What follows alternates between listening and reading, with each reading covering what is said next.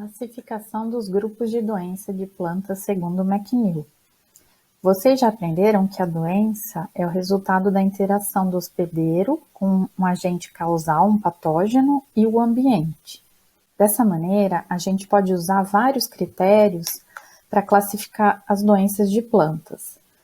Critérios esses baseados, por exemplo, no hospedeiro ou no patógeno que causa essa doença.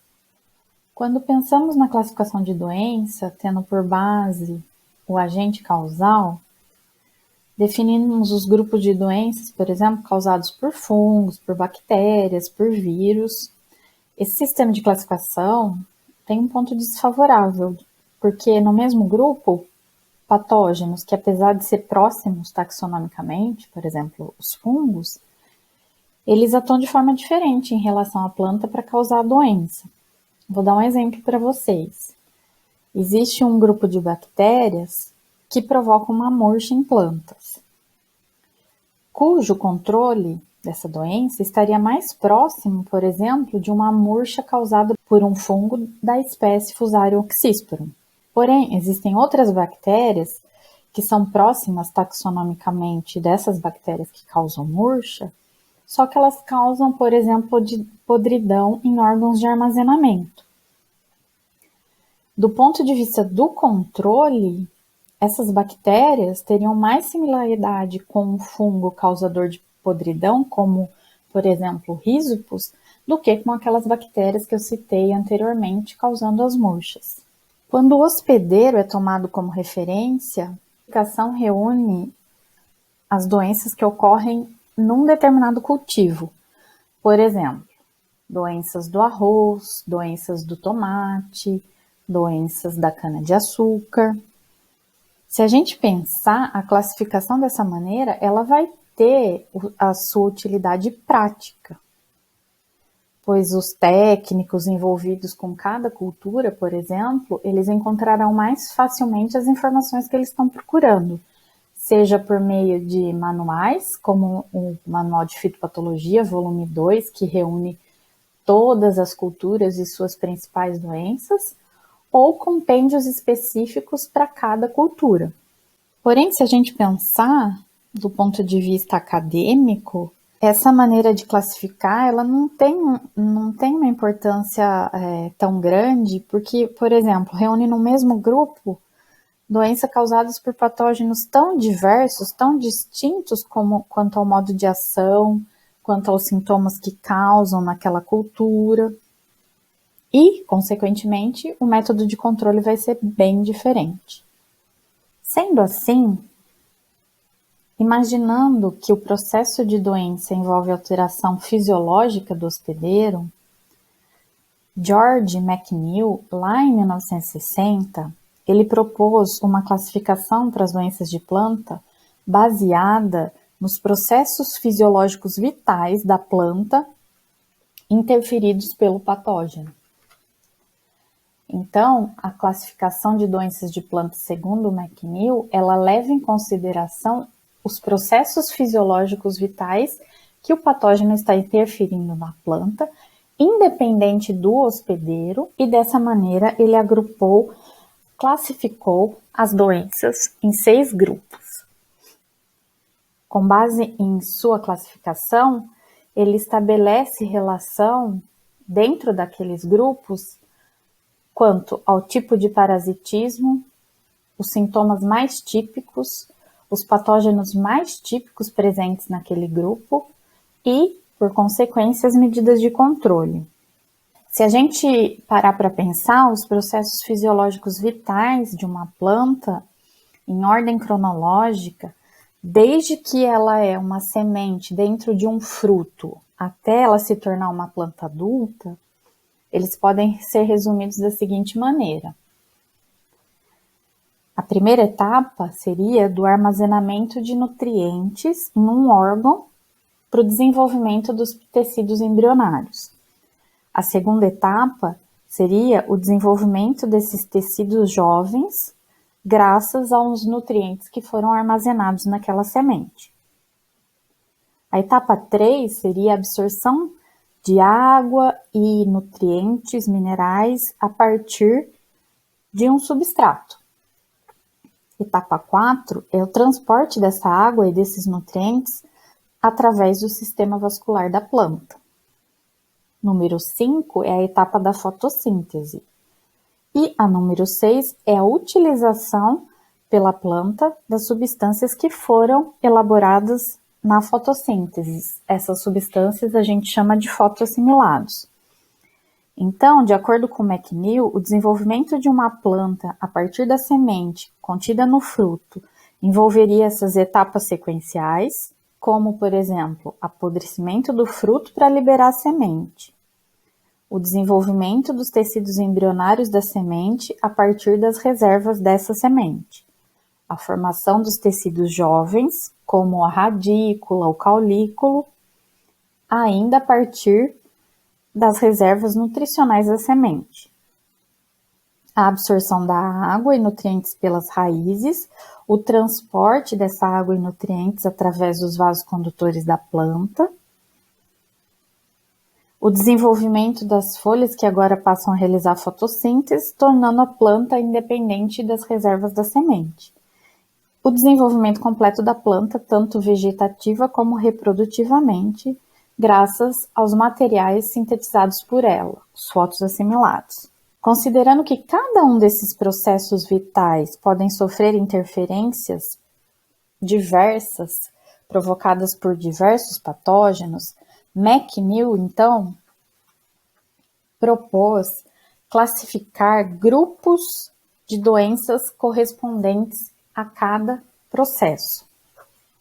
Dessa maneira, o grupo 1, as doenças que destroem os órgãos de armazenamento. Grupo 2, doenças que causam danos nos tecidos jovens, danos em plântulas. Grupo 3, doenças que danificam as raízes e dessa maneira interferem no processo de absorção de água e nutrientes. Grupo 4, doenças que atacam o sistema vascular da planta. Grupo 5, doenças que interferem no processo fotossintético, e grupo 6, doenças que alteram o aproveitamento das substâncias que foram sintetizadas. Eu gosto muito dessa classificação porque, apesar de você ter diferentes patógenos atuando sobre o mesmo processo vital, por exemplo, a fotossíntese, o modo de ação desses patógenos em relação ao hospedeiro envolve procedimentos muito semelhantes. Assim, por exemplo, diversos fungos e diversas bactérias podem causar lesão numa folha e interferir no processo fisiológico da fotossíntese.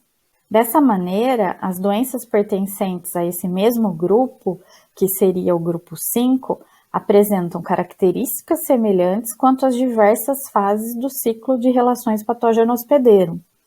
E dessa maneira, muito possivelmente, vão apresentar medidas de controle idênticas. Dessa maneira, a classificação proposta por McNeil alia vantagem tanto do ponto de vista teórico, por ordenar e classificar essas doenças, quanto do ponto de vista prático, por permitir que patógenos, independente de sua classificação taxonômica, e hospedeiros, independente de quais sejam, que são agrupados dentro de um mesmo grupo, as doenças causadas por esses patógenos nesse hospedeiro, elas podem ter o mesmo tipo de controle. Então, cada número com o seu respectivo processo fisiológico no hospedeiro em azul, a partir desse processo fisiológico interferido, o nome do grupo embaixo escrito em vermelho. Ou seja, vamos pegar ali no número 3, absorção de água. Escrito em azul é o processo fisiológico no hospedeiro, absorção de água. O grupo de doenças que interfere na absorção de água, grupo 3, que recebe o nome de podridão de raízes e colos. É importante salientar que nesse sistema de classificação de McNeil, a gente pode ter uma ordenação dos agentes causais de doença segundo sua agressividade, o seu tipo de parasitismo e sua especificidade.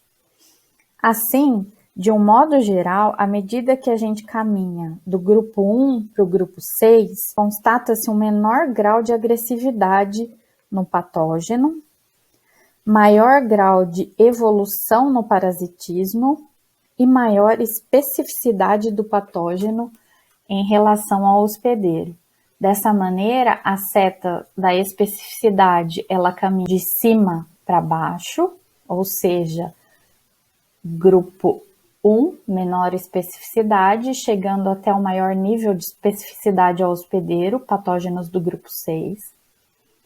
Também, da mesma maneira, o parasitismo é um parasitismo muito mais complexo no grupo 6. A gente chama de um parasitismo sofisticado. E o contrário se dá na agressividade, ou seja, a agressividade dos patógenos que causam podridão de órgãos de reserva é muito maior do que no grupo 2, que no grupo 3 e assim sucessivamente. Em relação à agressividade, os patógenos do grupo 1 e 2, então, apresentam alta capacidade destrutiva, pois em curto espaço de tempo eles vão provocar a morte do órgão ou da planta atacada. São organismos saprofíticos que, através de enzimas, toxinas, levam antes o tecido à morte, para depois se nutrir, colonizar. Quanto à evolução do parasitismo, os patógenos encontrados então no grupo 5 e 6 são considerados mais evoluídos, pois convivem com o hospedeiro, não vão provocar sua rápida destruição. Ao invés de formar no ataque enzimas, toxinas, esses patógenos geralmente vão produzir estruturas especializadas em retirar nutrientes da célula sem provocar sua morte imediata. Por isso que nesses grupos finais, muitos dos patógenos pertencentes, eles são patógenos biotróficos. E, por fim, a especificidade do patógeno em relação ao hospedeiro aumenta do grupo 1 para o grupo 6. Nos primeiros grupos, é comum a gente ter patógenos capazes de atacar indistintamente uma gama diferente de hospedeiro. Por outro lado, nos últimos grupos, grupo 5, grupo 6, estão presentes patógenos que causam doença apenas em determinada espécie vegetal. Às vezes, é tão específico isso que a gente vê a ocorrência de raças do patógeno com especificidade a nível de cultivar do hospedeiro.